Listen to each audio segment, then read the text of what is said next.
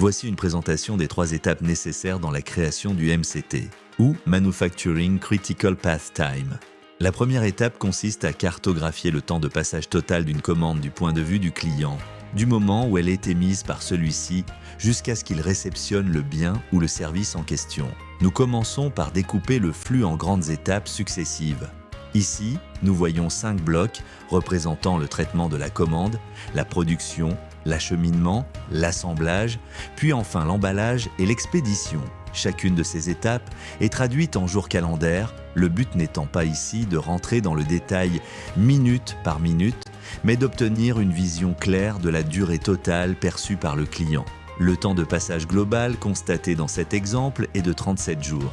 C'est cette durée que le client perçoit comme le délai de traitement de sa commande, et c'est cette durée que nous allons chercher à réduire dans les prochaines étapes. Au cours de cette deuxième étape, nous allons maintenant identifier les temps utiles, la zone grise, c'est-à-dire les moments où la commande est effectivement traitée.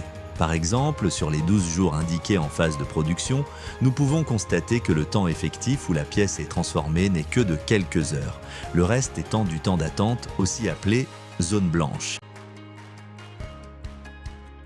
La troisième étape consiste à quantifier le contraste, souvent frappant, entre zone blanche et zone grise. Nous calculons pour cela le ratio entre le temps d'attente et le temps de passage total.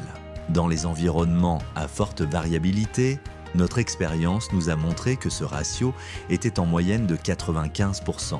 Ce chiffre, aussi brutal soit-il, est très utile. Il donne une mesure claire du potentiel de réduction des délais. La cartographie MCT obtenue permet quant à elle d'identifier en un clin d'œil les plus grandes zones blanches et donc les étapes du processus où les efforts d'amélioration auront le plus d'impact sur la satisfaction des clients. Le MCT est ainsi une boussole qui permettra de guider le collectif tout au long de la transformation QRM, Quick Response Manufacturing.